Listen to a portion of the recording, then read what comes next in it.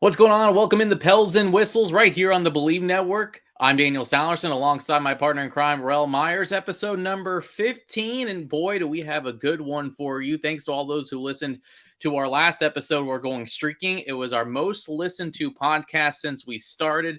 So we appreciate all those have started listening. And if you haven't, or if you are listening for the first time, welcome. And hopefully this is not your last time listening because boy, this team is on fire right now. Number one in the Western Conference, a 7-game winning streak.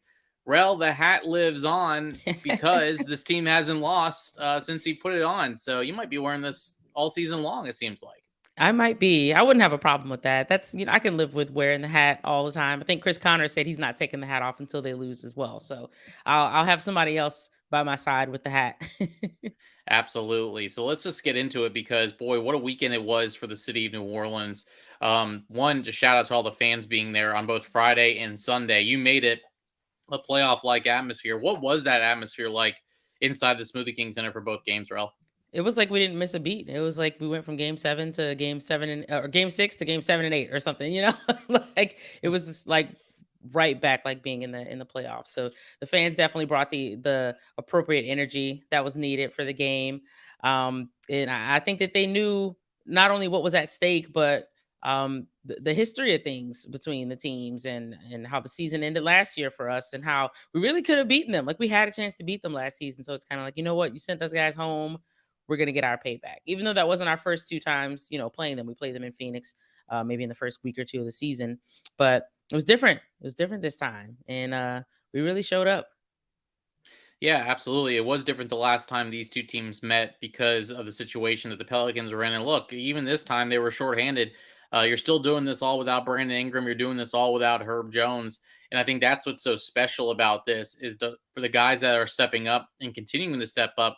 The guys like Jose Alvarado. I mean, Zion is just on another planet right now. Definitely has skyrocketed his name up in the MVP conversation. It better be up there and probably the top three the way he is playing right now. But Larry Nance, the way he's been playing, Najee Marshall, aka the Knife from Willie Green, calling him the Knife. Yes. That's the big thing. We've harped on this for a couple weeks now. Rel, is the depth, and it doesn't seem like it's slowing down. It seems like Bi and Herb are not playing, but this team hasn't missed a beat still. They haven't. It's I was looking at the stats, and Najee and Dyson were really, really sticking out to me. And Devin Booker went 5 for 17 on Friday night, and his plus minus was a -18, which we try to take plus minus with a grain of salt. But for somebody of Devin Booker's caliber, that's a really big deal. And for Dyson being such an intelligent defensive player, um, in his possessions that he has to guard Devin Booker, I completely trust what he's got going on out there. Um, so yeah, they they can't stop winning. It's great. It's insane for us to be on this type of streak without arguably our best player as well as our best defender too. Um, so yeah, I think that's this stretch is further proving that we could very well be the deepest team in the league. We'll get to the stretch of what games to come in a little bit, but let's go back to Friday night because tempers Yeah. flared a little bit at the end of the ball game, and it brought on a larger discussion on social media about Hmm. unwritten rules. And I'm doing air quotes for those that are not watching on YouTube, and what Zion did at the end of the game with the dunk. And I just want to keep in mind that the Suns, before that play happened, obviously went to the hoop to try to score Sure with less did. than 10 seconds to go and then got angry about Zion with the dunk. Gosh. Let's also keep in mind that on the way down, Chris Paul gave a nice little shove to Jose Alvarado with an elbow. We're Hmm. going to go through all this in a second, but you were there, obviously, Rel. I mean, it was a unique situation. It showed that these two teams generally don't like each other. What's crazy is even Yeah. Willie Green, who came from that staff, Yeah. you could tell was a little frustrated with Campaign, who was like, "What are you doing, man? What are you getting Yeah. upset about?"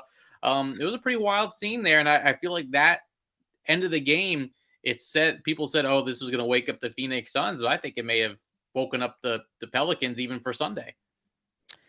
I think it definitely woke us up. And we've talked about unwritten rules before, but initially on the outside it looked like it was all about the dunk. When I think the dunk was really the straw that broke the camel's back, right? Because once you see that Chris Paul elbows Jose because Jose's being a pest, right? Because why is he picking him up 94 feet with Right. 2 seconds left? And he's also clapping in his ear.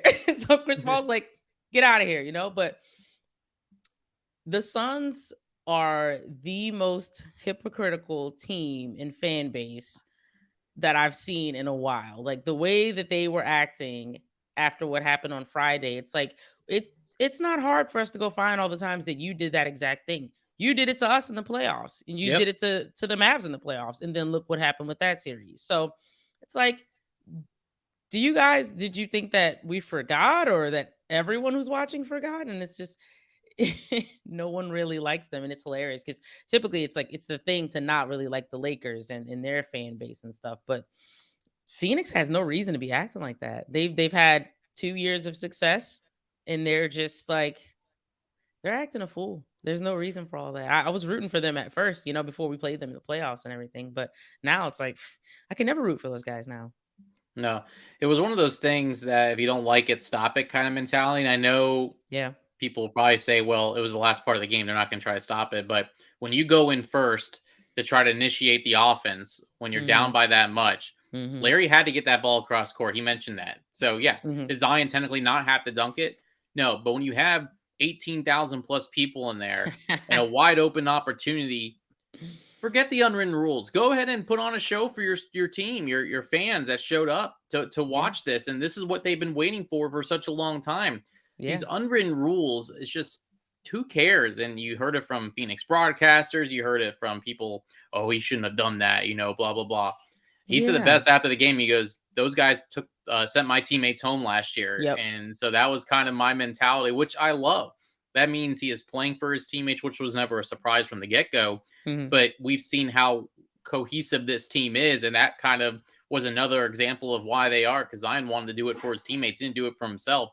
And so Right. the fact that you forget about the unwritten rules, yeah, technically, again, that's why they're unwritten. There's no rule about you can't dunk at Exactly. the end of the game. What harm does it do? You put it on for your fans. You were already losing the game. Get over it. And then you go ahead and lose on Sunday as well. And then you mention it, how many times they've done it. Every team has done it. Yeah. Every team. Do you remember? This was a college game. I think it was a couple years ago. It was Kansas versus Monmouth, and Monmouth was down like 55, and the guy stole the ball from Kansas and went down to try to dunk it. And I think he did. And they lost by 53, but he was like, I'm going to go get some points here at the end of the game. And yeah, it wasn't really popular, but I loved it. I loved it. And I loved what Zion did. It kind of showed the city, I got you. You've gotten my back. And with Yeah. all the disrespect people have shown Zion in the last year, making fun of his weight, making fun of whether he was going to be in New Orleans, whether this team should Hmm. even be here in the city of New Orleans, I think that all kind of he took his frustration out on that Yeah. rim and kind of said, "Here I am. You ready to deal with us?" And I absolutely loved what he did. I wouldn't apologize. He's not going to apologize. I guess he kind of backtracked a little bit during his A post little. game press conference, A but little. he shouldn't have to. That's the Hmm. bottom line. He shouldn't have had to. I enjoyed what he did on Friday, and I enjoyed how they responded on Sunday as well. Yeah. Zion gave them 70 points in 2 nights. Friday night, he had 35 points, 7 rebounds, 4 assists, and he's actually averaging about 4 assists this season. But his plus minus was 30 in a game that was kind of tight pretty much the whole way. Um, Jose was huge for us. Obviously, he had 20 points and 3 steals on Friday. Larry and Najee have been really solid. Larry had 17 points, 9 rebounds, 5 assists, and then Najee had 14 points and 4 assists. And I think Najee's been averaging somewhere 14, 15, or 16 points in the last few games or so. So they've been huge for us. All those guys coming off the bench, and then the guys who are starting in place of the guys who are injured. Just everybody's been doing everything they need to do. And we haven't seen the shooting performance that we're used to from Trey, but if we're still winning, whatever, he's Yeah. gonna figure it out. So we have good problems that we're dealing with now. And then last night, uh, I was very happy for CJ to go out there and get 29 points, 7 assists. He hasn't been shooting very well, but I think that people are always looking at the points, and they're never looking at the assists he's getting, the rebounds, and how he's setting up other guys on the team so they can score. And everyone's just looking at the points, and they're like, CJ, stop doing this, stop doing that. And it's like, look, man, we don't win that game last night, most likely without a 29-point performance from him. And those 7 assists go a long way too, So I don't know. CJ said that he wanted the praise for Zion to be as loud as the disrespect, and I want the same for CJ because I've seen a whole lot of slander, and it's just like you guys aren't grateful, man. Like CJ came in here and Larry came in here, and they're constantly in Zion's ear telling him how great he is and what he needs to do, and he's taking advice from these vets who are like who've helped turn this team around. So I just all the slander, it's got to stop. Yeah, the people wanting to trade CJ McCollum. I'm like, are you really paying attention to this team? Because Yeah, if it's you got to are, stop. then you're really not. Because that is just the opposite of what this team is built around chemistry and unity and playing Yeah. for one another. And CJ is at the front of that list from coming last year. And he's embraced the city. The city has embraced him. He's embraced Hmm. his role, which I think is a bigger role than he had in Portland. They It is. came to him looking for him to be one of the leaders of this team. And it started with the whole Zion situation last Hmm. year and wanting him to know that he wanted him out on the court with him. Yeah. And now he's finally being able to do so. And that's the beauty of this team. When CJ was slacking a little bit and kind of trying to get his legs back underneath him after Hmm. COVID, who was there to pick him up? Guys like Trey Murphy, guys like Jose Alvarado. So Yeah. now when CJ's really starting to pick it up, he's picking it up for Trey Murphy, who has struggled a little bit in the last couple games shooting. So that's the beauty of this team, is that it seems like every time someone may be in a little bit of a slump, there's that other guy that steps up and is either getting out of a slump or just really stepping up in a big way to help this team secure wins. So that's what's so exciting about this team. And you're seeing it consistently now. It's not like, oh, this just been a couple games where this team's been able to play like this without BI or Hmm. Herb, or some games without Zion, some games without CJ. I mean, every single starter has missed games so far this season. It's you have the confidence knowing that someone's going to step up when one of Yeah. these guys is out. And you can't even pick which player it's going to be because it's been different people every night. And I think that's Hmm. the beauty about this, is when you go watch a Pelicans game, you don't know who's going to have that breakout night, but you know You someone don't. is. And it's going to be fun to figure out who that is, especially with a road trip coming up on the West Coast. Yeah. We do talk a lot about how all these starters have been missing games, and JV's kind of like the Lone Ranger left. He hasn't missed any yet, and I'm curious to see, eventually, what if what if we need to rest him for a night or something like that? Who's going to step up on nights like that? Are we going to start Larry at the center, or are we going to go ahead and throw Billy out there? You never really know. But I thought it was interesting last night. Jose only ended up playing like 10 minutes. I think he picked up three fouls, kind of close to each other, and he just got two free throws and a pair of assists. But I'm sure in those 10 minutes that he was out there, he was very impactful. It seems like when he comes in the game, we could be down by 8 points or whatever, and within 3 or 4 possessions, we're going to be down by a point, or we might have the lead every time he comes in. So it's those 10 minutes. I'm sure we really benefit from his energy. But I was just watching the rest of the game, and I was looking at overtime. And in overtime, we went 6 for 7 on our field goal attempts. And I mean, Dyson had a shot that ultimately was a shot clock violation, and CJ was holding the ball, which I know people complain about a lot, which is frustrating. But that was just a bad possession, and he took up for that mistake in his post game interview immediately. Um, so that was a miss, and Zion went up for a layup that ended in a jump ball where Phoenix ended up getting the possession. But at that point, I think we were up by like 7, and there's 18 seconds left, so it's like whatever, the game's pretty much over. So win that game. We're 18-8 now, and it's the best record through 26 games in franchise history. So they're on the up and up. You want to put things in perspective, and this is not bringing it about me, but my 10 years that I was there, they were never 10 games over. I mean, Never. never. Many They times 10 were games under, but never over. most of the time 10 games under. But 8 games over was the most, because I think that was the year in 18 where they finished 45-37 and Yep. won 5 in a row. Yep. That was the most successful I've seen this team. And now they're 10 games over with 26 games in. And I think for those that maybe think this team is, enjoy the ride right now or just wait or whatever, this team Hmm. has arrived, and I don't think they're going anywhere. Yeah. The way they are playing, they've beaten the top seed now twice. They've beaten Dallas. They've beaten Denver. Do we need to go down the list of how many of these teams sitting in the Western Conference that they've already beaten? Yeah. They beat Memphis once too. They So, beat Memphis once. you know, Uh, so if you can't go look at the schedule and go, they've had an easy schedule. No, they have mm-mm. not.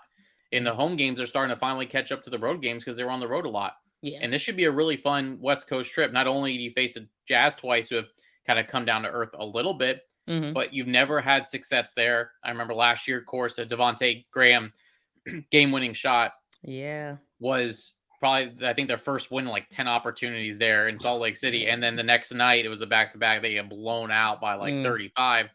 And then you get Phoenix again a Yeah. week from now, basically, Mhm. or a little earlier than a week from now. And that's going to be an interesting game, a chance to Very. win the season series against this team. And I know Phoenix is not going to forget what happened, but also Mhm. at this point, New Orleans doesn't forget either. And New Orleans No. is confident now, knowing that they can go out and beat anyone, which Yeah. is something that has not happened in a long time. So I think this weekend kind of set the tone and kind of put a little wake up call on the rest of the NBA, saying this team's not going anywhere. Will they For stay at the sure. top of the West for the whole season? I don't know. I don't think anyone knows. But I don't think they're going to drop all the way down to a play-in the way they're playing No. right now. I think they're going to stay the course here and only get better from here because now you get to put Bi back in the lineup eventually. You're going to put Herb Jones back in the lineup, but we keep saying that. But I want to see this team fully healthy for more than like 4 games. I need Can you it. imagine what's going to happen? I It's need going to be it. exciting. Everyone's I like, know. "Oh, they're fine, let them get their rest, whatever." Those guys are young. They don't need that much rest, like, let's get out there. Let's play. Let's have some fun. But, I can't complain so much because we're winning, but I do just really want to see our starting lineup out there. I do want to see how the guys who are coming off the bench perform in their roles off the bench and they're not having to start so much. And plus, how can Trey Murphy get 6 man of the year if you keep making him start? So we got to be Yeah. healthy so we can make that happen. But I brought up a point the other night about Trey actually that he's shooting 95.5% from the free throw line. And so he is leading the entire league right now. And I think last night he went to shoot his first free throw and he missed it. And I was like, oh Mhm. man, what have I done? He Yeah. was 42 for 44 before I said that. So you jinxed it. I did. My bad. He made the other one though. It's okay. It's okay.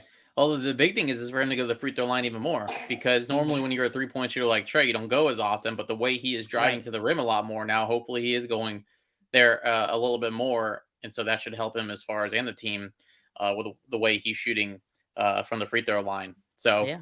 um, man, I just can't get over what happened over the weekend. There's just Yeah. I feel like I'm trying to break it down into little pieces of how everything went, but it just seems to all kind of clump together for me, just how things went because we talked about it. You would take a split 1-1 over the weekend would have been great. You still probably hmm would have sat at the top of the Western Conference and come out going, look, we can hang with the Phoenix Suns, and then you Yeah. come out winning both. And Fridays in impressive fashion, and Sunday you face some adversity being down for a little bit and then end up going into hmm overtime and taking care of business. And so I feel like I mean you're in the city. I feel like Yeah. the vibes around the city have to be amazing right now. Just the way one Saints aren't doing so well. It was a hmm bye week. It was probably the best opportunity for the It Saints to have the was. bye week so that the Pelicans can kind of have their shine. And I feel like now the tables are turning a little bit as far as everyone's recognizing like, whoa, we need to get out to a Pelicans game, and the Yeah. crowds are showing that the way how loud it is. It did, I have to watch from afar, but it hmm feels like I'm watching playoff basketball when I'm watching these games.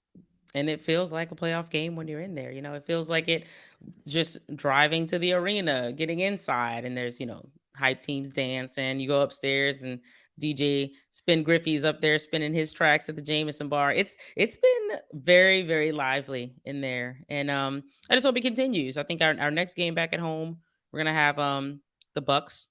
So that should be a fun night. So I just hope that the energy is the same throughout the rest of the games. Like let's not just have a playoff atmosphere when we're playing the guys we lost to in the playoffs.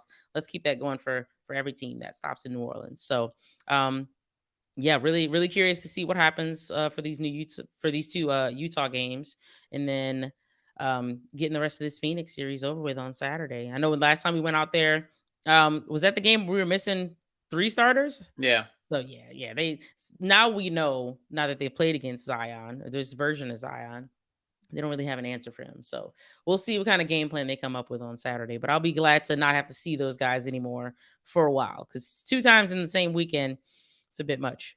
yeah. When you look at Zion and how he is playing right now, and I just want to throw it out there, just the way he's playing and where this team is. I mean, do you believe that he's got to be up there? Maybe not if he's not at the top in the top 3 conversation. I know people are talking about Jason Tatum and what the Celtics are doing, but Yeah. he's got to be floating in that MVP conversation right now. Just the way he's been playing and carrying this team when his number 2 man is out. Yeah. I think my friend Chris, who runs Hoop Spaces on Twitter, he's starting to push the Zion for MVP agenda. And he actually started sometime last week, I think, potentially before that. But yeah, the talk is definitely starting to happen. And I think some people's argument have been that there's at least like 8 or 9 guys who are averaging more points per game than Zion is right now. But overall, you can't always look at just the points, right? You have to look at the overall impact on the team. So, um, not sure who votes on that sort of thing, but hopefully they do the right thing if he keeps on doing what he's been doing as of late.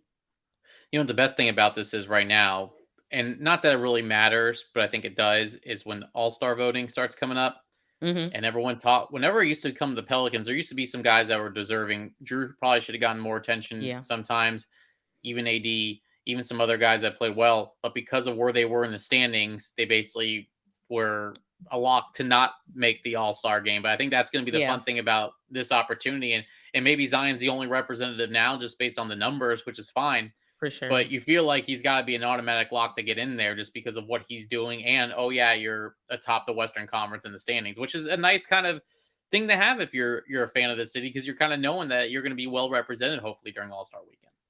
I feel like Zion's an automatic lock to start, especially once you factor in the fan vote. I mean, the starters are just popularity contest, right? Right. So people were voting for Zion last year when there was no chance he was even going to play. So now that he is playing and you see what he's doing, I don't see why he wouldn't end up starting.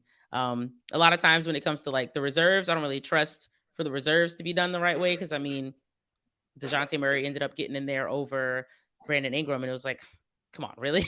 Yeah. So I never really know what to expect when it comes to the reserves or when people end up, replacing guys that are hurt or things like that. So, um, we'll see what happens, but I think that they all prioritize what the team's got going on over individual awards. So that's a good way for them to continue to look at things. All right. Before we get out of here, Rel, what's stuck out to you about what's going on around the league? Is there anything in the last couple of days over the weekend that you kind of learned or shocked you or surprised you or just any of your observations here before we get out of here? No, this weekend I was really locked in on the Pelicans. I don't think I really watched any other games. And normally I would, but just moving forward, I'm definitely going to be keeping an eye on what's going on with Memphis because they're a game behind us right now. Um, After this weekend, now Denver is in third. They're 2 games behind us, and Phoenix is in fourth. They're 2.5 games behind us. So this really helped us create some separation between the Pelicans and the Suns. But now we got to worry about, is Memphis going to catch us, or are they going to kind of start to fall off a little bit? So Memphis has got the Hawks tonight. Yes. Um, don't know who they're playing after that, but we'll see what happens. So hopefully we just keep doing our thing, and we don't have to worry about other teams to do the right thing to help us in the standings for once in our lives. It's nice that we're already thinking about that. Thinking about the Memphis Grizzlies. How great would it be if they're the top 2 teams fighting all year long? Oh, After both amazing. teams drafted Zion and Ja 1 and 2, the Hmm. rivalry that we're hoping becomes more of a rivalry, which I think it is. Even though now I think the Suns one is starting to brew a little bit, just for all the connections too on the other side with Phoenix and Monty Williams and Chris Paul, and basically if you look at the entire Phoenix Suns coaching staff, it's basically all former Pelicans assistant coaches that are there. Brian Gates, Yeah. Michael Ruffin, Jared Jack, former player. I mean, you Hmm. go through the list, it's everyone there. And a lot of Willie brought some guys from Phoenix as well, including the athletic training staff. I mean, those Oh guys wow, came yeah. from the Phoenix Suns as well. So there's so much mixing and matching. Of course, Griff was there as well. Um, as a part of the Phoenix Suns front office way back Hmm. then. So it's just been kind of fun to see. One thing that did stick out to me, the Hawks are on the back to back. We have to keep that in mind. And they Oh went to yeah. overtime last night. If you want to talk about a crazy ending to a game, Ooh. Trey Young hit a jumper to go ahead in overtime with basically like a few seconds to go. Hmm. Bulls inbound to DeMar DeRozan. Bogdan Bogdanovic fouls DeMar DeRozan on the three-point attempt with half a second to go. DeMar makes all 3 free throws. They Oh. take the lead with half a second to go. Jalen Johnson throws a lob into AJ Griffin, turns around and hits a buzzer beater, and the Hawks Wow. win in overtime last night. AJ Griffin, the rookie from Duke, already has 2 buzzer beaters this year, both in overtime. The first one was in front of his dad, who's an assistant coach with the Raptors. And he's the first player since Tony Kukoc in 1993 to have 2 buzzer-beating game-winning shots as a rookie. And when they asked him about it, he wasn't even born in 1993. So he had no idea. I don't even know if he knows who Tony Kukoc is. He So probably doesn't. you got to love basketball for things like that. I know me being in Atlanta, I can follow them a little bit closely, but Yeah. since they are facing Memphis tonight, it'll definitely be something I keep an eye on and watch that game and see if the Hawks can pull out another one to help the Pelicans out. But that was kind of my thing last night. What I saw around the league is the Hawks, who are without 3 starters of their own. DeJounte Murray's out for a couple weeks, able to pull off that win, and hopefully they can do it again, ride that momentum in tonight against the Grizzlies in Memphis. Jeez. Isn't that crazy? That's a heck of an ending. Yeah. I'm glad we didn't have that sort of finish last night. But hey, that look that Zion had, that was a good look. He just barely missed that, I think, off the back of the iron. Yeah. And he could have taken us home on a buzzer beater. That would have been absolutely insane. But we still took the win home anyway. But do you want to go ahead and play another round of Who's That Bird? I thought you never asked. I didn't know if you were ready to go. This is awesome. For a second, I was like, oh no, I don't have my burner phone that I keep the pictures on, but I realized I had them on my regular phone. So go ahead and do this. I'm ready to go whenever you're ready, because I think my connection's been weird. So hopefully it doesn't freeze as soon as I show you these guys. All right, you probably know who this guy is. Who is that? Hold on, it's frozen on my screen. I knew it was going to happen. I can't even see. Oh, it looks like Dante Cunningham based on the photo. Okay. That's just me trying to look at the phone. I have confidence in myself knowing that I'll be able to get these. Not a good system. Here we go. Let's try. Besides the Brian Roberts, Frank Jackson fiasco, I've been pretty good. Oh, that's Omer Ashik, baby. That is. Who else we got in here? Whoever Omer Ashik's agent was, get him a raise. I think that's Tony Douglas. It is. Who else we got? We got 2 more. You gotta watch a YouTube page in order for us to. Yeah, really. There we go. All right, it's a little blurry. There we go. Ooh, 24. Oh, this one might stump me. Uh-oh. That's not Gall Meckel, is it? It is. It is? Is that how you say his name? I was like, yeah, that's Gal McHale. I don't know how to say Gall Meckel. Gall Meckel. Oh, I'm so pumped I got that. If I don't miss that one, I'm not gonna miss any. I'm so confident in myself right now with this game. I got one more. I think this guy probably played as many games as the number on his jersey. All right, give me. Oh God, yes, that's Nate. His name is Nate, right? I think it was. Maybe. God, it's not Nate Robinson, obviously. It's no. What is his name? He came. No. Is his first name Nate though? Did I get that part right? It is Nate. It okay, Nate. Yeah. But I gotta figure out the last name. And I was thinking it's like Douglas, not Nate Douglas. Nate Walters. Nate Walters. Yes. You got it. Again. Dang. Come at me, bro. I don't know if I'm going to be able to stump the Schwab on this one, It was a long 10 years that I was there. We went through a lot of 10-day contracts, and a lot of those guys were a part of it. So, hey, that means that's next how I got to start getting people. You got to start getting some guys with some New Orleans Hornets uniforms back in the day. Yeah, eventually I'm going to have to go back a little deeper in the archives, but it's been fun so far. I gave that group of guys to everyone yesterday, so I think I got 3 or 4 of those I got to start editing, and I'll get those posted throughout today and tomorrow and whatnot. But yeah, it's been a good time. I got to work on like some different, like maybe some trivia or something coming up. See what else we can do. Yeah, be on the lookout for some more podcasts this week, hopefully discussing some more Pelicans wins. Again, you can find us wherever you find your podcast, right here on the Believe Network. And of course, if you're watching on YouTube, we appreciate it as well. That's where you can find us. If you want the video version, I'm in a different office than I was usually, so I apologize for that with the lighting and everything like that. But when your daughter's sick, you have to adjust and figure out just somewhere to do the podcast before you take her to the doctor. So I appreciate shout out to daughter Lily for her patience this morning trying to figure this out. But we are we could not miss today. That was one of the rules. Could not miss today's podcast. We had to texted Rel last night. I told her a time, and she was like, "You no doubt." We were ready to go. So if you have any other topics or guests that you would like for us, you can tweet at us, Rel. give your Please. Twitter name out for those that you have a bunch of new followers. I think people are starting to figure out what this Pelican squad's all about. How can folks follow you on Twitter? Yeah, they want content, and I'm here to give it to them. So on Twitter, it's at my name is Rel _.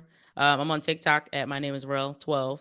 My name is Rel was taken on TikTok. I was too late. It took me years to get on there. I didn't want to Already do a it. burner account for But you. right, I have a link tree too. So and that's the same screen name. My name is Rel. So that'll take you to all my socials and everything. But yeah, that's where all these Who's That Bird videos are gonna be. Yeah, definitely leave us some comments on the YouTube channel too. We need to get those numbers up over there. So hit that like button and subscribe. Like, subscribe, ratings, tell the bosses, our bosses, how much you really enjoy this show.